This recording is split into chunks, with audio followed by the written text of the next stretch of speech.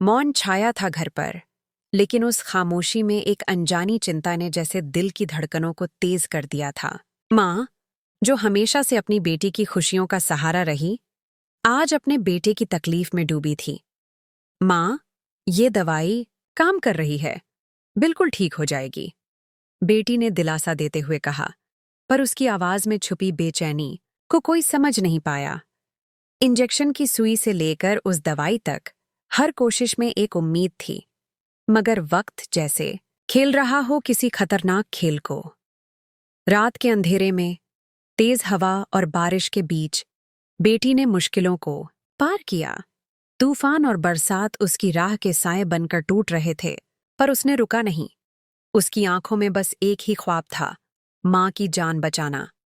वह जानती थी कि अगर समय पर वह वहां नहीं पहुंचती तो सब कुछ खत्म हो सकता था।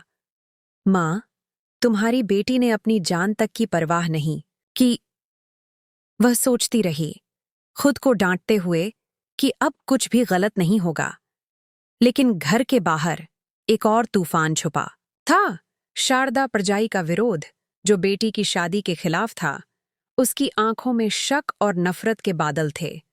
ये शादी नहीं होनी चाहिए, तुम्हारा बेटा हमारे लिए मनहूस है, उसने कहा। उसकी बातों में इतना जहर था कि मानो पूरे घर की खुशियों को निगल जाना चाहता हो।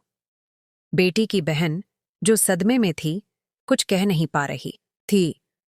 अगर शादी टूट भी गई तो कोई बात नहीं, बेटी ने हिम्मत जुटाकर कहा। प्रीत के लिए लड़कों की कमी नहीं है, लेकिन ये रिश्ता हम नहीं तोड़ेंगे। लेकिन परिवार के भीतर की सच्चाई और भी गहरी थी।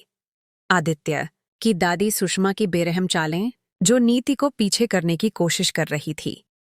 नीति, जो अब जान चुकी थी कि आदित्य बिजनेस में उससे कई कदम आगे है, धीरे धीरे जलन और गुस्से में बदल गई।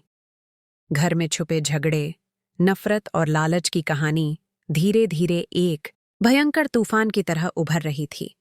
अब सवाल ये था, क्या ये परिवार अपने टूटते रिश्तों को बचा पाएगा, या फिर हर एक झगड़े की आग में जलकर सब कुछ राख हो जाएगा।